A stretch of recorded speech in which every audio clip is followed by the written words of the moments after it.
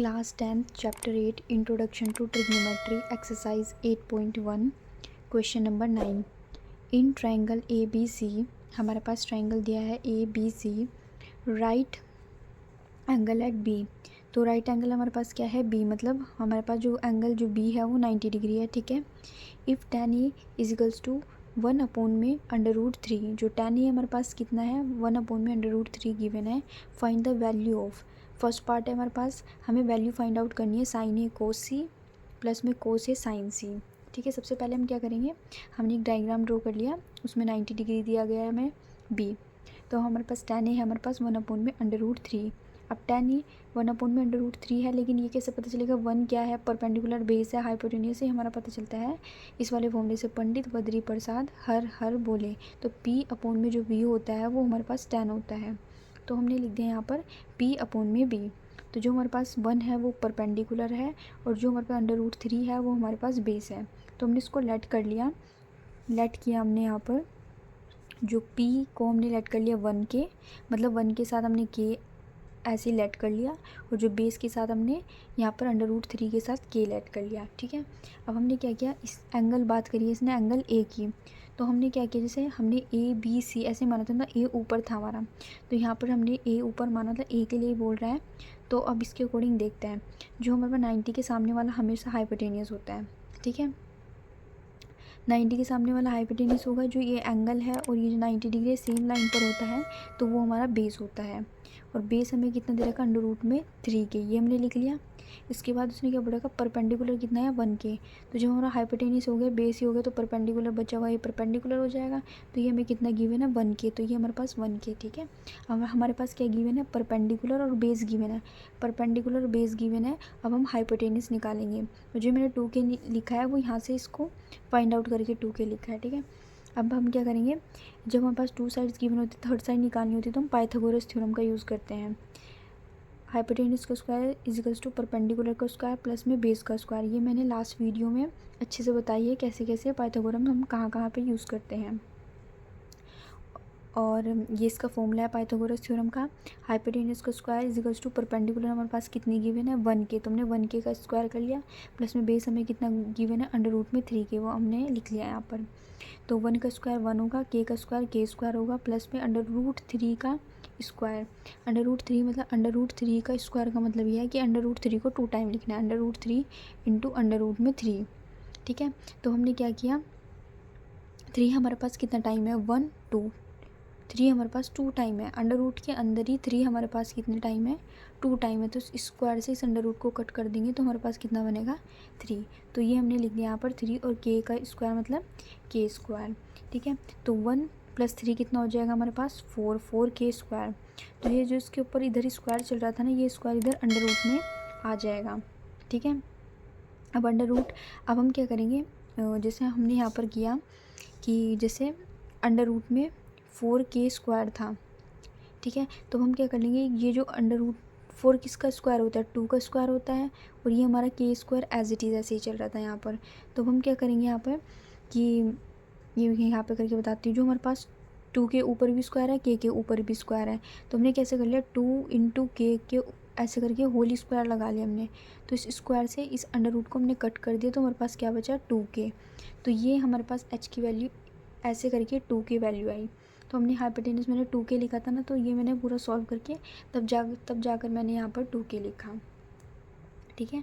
इसके बाद हम क्या करेंगे, साइन ए कोस ए, ये हमने वैल्यू h फाइंड आउट कर दी, ये एंगल ए के लिए निकाली। फिर अब हम क्या करेंगे, इसने साइन ए बोला था ना, तो सबसे पहले हमने साइन ए लिया। साइन ए हमारे पास क्या होता है P अपॉन में h हमारा साइन होता है, तो मैंने लिख दिया P अपॉन में h। लेकिन ये पहले ए के लिए ही निकाल रहे हैं हम। ठीक है। क्योंकि ये ध्यान रखना है ए और सी एंगल में, तो साइन क्या होता है P अपॉन में h। तो P की वैल्यू हमारे पास कितनी गिवन है इस एंगल A के अकॉर्डिंग, तो P की वैल्यू हमारे पास कितनी गिवन है P चेक करना है, P हमारे पास है 1 के, तो हमने 1 के लिख दिया। अपॉन में h हमारे पास कितना है 2 के, जो कि मैंने अभी फाइंड आउट कर, तो हमने 2 के लिख दिया, k से k कट करा तो हमारे पास 1/2 आया।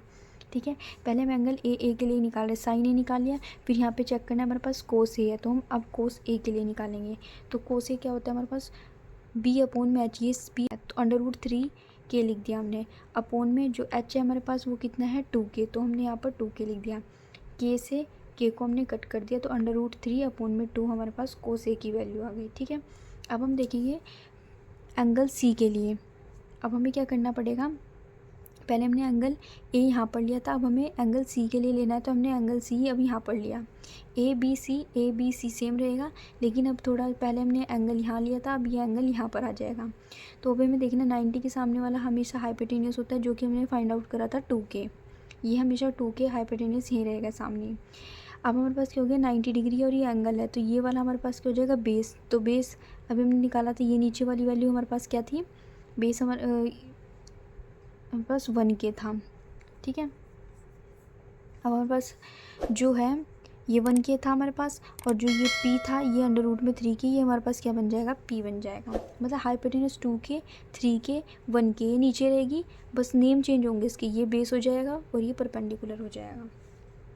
ठीक है, अब हम निकालते हैं यहाँ पर कोस c हमारे पास क्या है, कोस c हमने यहाँ पर लिखा, कोस क्या होता है b अपोन में h, तो हमने लिख दिया b अपोन में h। इस एंगल c के अकॉर्डिंग अब हमारे पास b क्या है 1k और हाइपोटेनियस हमारे पास क्या है 2k, तो 2k हमने यहाँ पर लिख दिया, k से k कट करा 1 अपोन में 2 आ गया। अब हम निकालते हैं साइन c के लिए। एंगल c मतलब ये वाले एंगल, इसका ही ट्रायंगल का यूज़ करेंगे क्योंकि एंगल c यहाँ पर आ रहा है। तो ये होता है p अपोन में h, क्योंकि साइन क्या होता है p अपोन में h। तो मैंने यहाँ पर लिखा p अपोन में h। p हमारे पास क्या है इस राइट एंगल के अकॉर्डिंग, ट्रायंगल के अकॉर्डिंग, p हमारे पास क्या है √3k, तो √3k लिखा। h हमारे पास कितना है 2k, तो हमने 2k लिख दिया। k से k कट करा तो हमारे पास क्या बचा √3 अपोन में 2।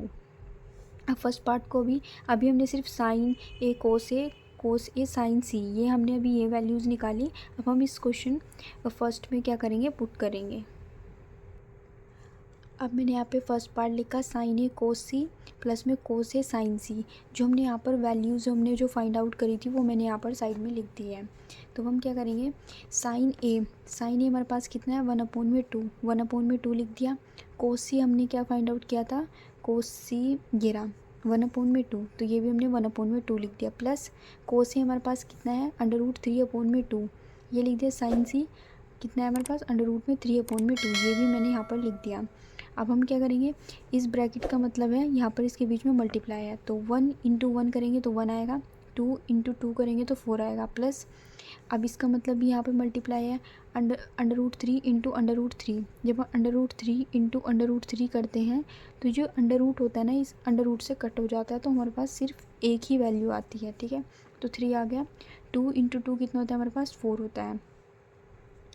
ठीक है, अब हम क्या करेंगे, दोनों का एलसीएम लेंगे तो हमारे पास 4 होगा।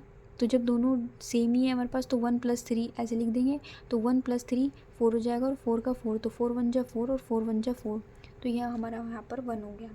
ठीक है, अब हम क्या करते हैं, सेकंड पार्ट करते हैं, कोस सी माइनस साइन सी। अब हम यहाँ पर जो हमने वैल्यूज़ फाइंड आउट करी थी वो यहीं पे सेम इसके अकॉर्डिंग पुट कर देनी है, जैसे जैसे हमको बोला है। कोस हमारे पास कितना है, कोस हमारे पास है √3 अपोन में 2, ये लिख दिया यहाँ पर।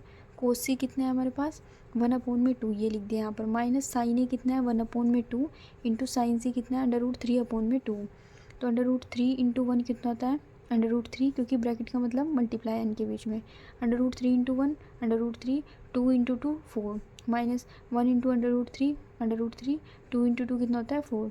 तो ये वाला हमारे पर प्लस में है और ये वाला इसके सामने क्या माइनस, तो प्लस माइनस क्या हो जाएंगे, कट हो जाएंगे, पूरा का पूरा कट हो जाएगा, जो इसकी वैल्यू हमारे पास क्या आएगी 0।